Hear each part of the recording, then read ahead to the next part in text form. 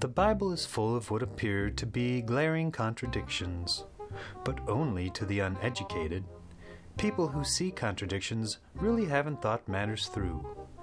Maybe you have fallen for the non-believers' tricks of logic and have been unable to answer their arrogant inquiries. Well, I'm here to help. Here are a few apparent biblical contradictions and their obvious explanations. The first one, 2 Samuel 8:4, as contrasted with 1 Chronicles 18:4. One says, David took 700 horsemen.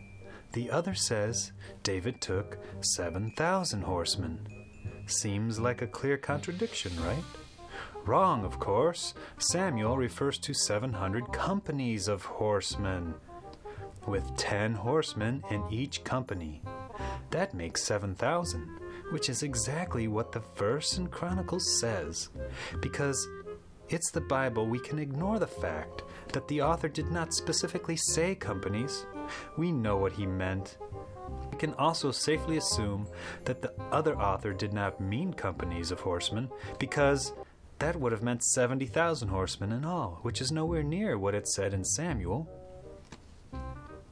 Here's another one of many, many apparent errors.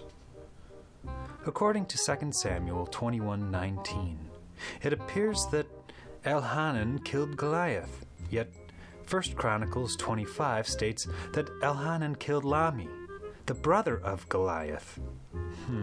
Well, clearly Elhanan was one bad mofo. He probably killed the whole Goliath family. He probably went on a rampage with his sling and pocket full of pebbles. Or maybe his first pebble killed Goliath, then bounced into Lami's head, killing him too. The writer of Chronicles did not know about the pebble first killing Goliath, because it was just over a little hill and hard to see.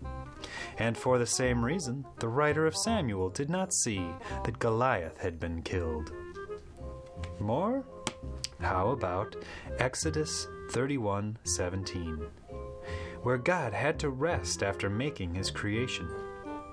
Now, we all know it seems silly that an omnipotent being would need to rest, but does it actually ever say in the Bible that God doesn't need to rest? Well, yes, it does. Isaiah 20:48 says, "The Lord is the everlasting God, the creator of the ends of the earth. He will not grow tired or weary." This seeming contradiction is easily explained. In Exodus, when it said rest, it was really just saying that he stopped working to admire his creation. Don't let actual meanings of words confuse you. Finally, a not-so-obvious example. This requires comparing 3 verses, which uses actual thought, so be careful. 1 John 4:8 states that God is love. So what is love? The Bible tells us.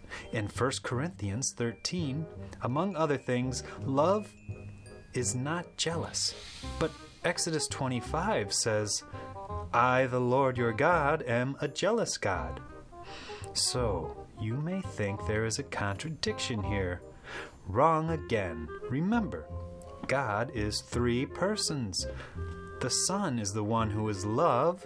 The Father is the mean bastard who is jealous and will smite you just for using his name wrong. Ta-da! Problem solved. Now, we can use what we've learned about the Bible and its apparent contradictions and apply it to our everyday lives. For example, if I say, "The car is white," and then I say, "The car is black," did I contradict myself? No, the car appears white in the daytime or when light is reflecting off of it, but when no light bounces from the car to your eyeball, like at night, the car is quite black. Another. I am hot, I am cold. Contradiction, you say? Wrong again. Don't let assumptions lead you astray. I am hot in the sense that I am awesomely good looking. I am cold in the sense that the ambient air temperature is far below that of my body temperature, and I am naked. In fact, and ironically, my very nakedness makes me even hotter. Here's another. I have to be at work by 7 o'clock in the morning. I have to be at work by 7 o'clock in the evening. Surely I am contradicting myself here. Sorry, Sherlock. My first statement is made in reference to Eastern Standard Time. My second is made in reference to the time in Hong Kong, which is still the exact same moment in time, though 12 hours different. How about, I hate squash, I love squash? Did you get this one? Are you starting to catch on? You guessed it. I love to play the game of squash, but I hate eating the vegetable. Okay, here's a tricky one. I believe in God. I don't believe in God. Think now. How can we explain this one? Easy. I believe in my God. I don't believe in your God.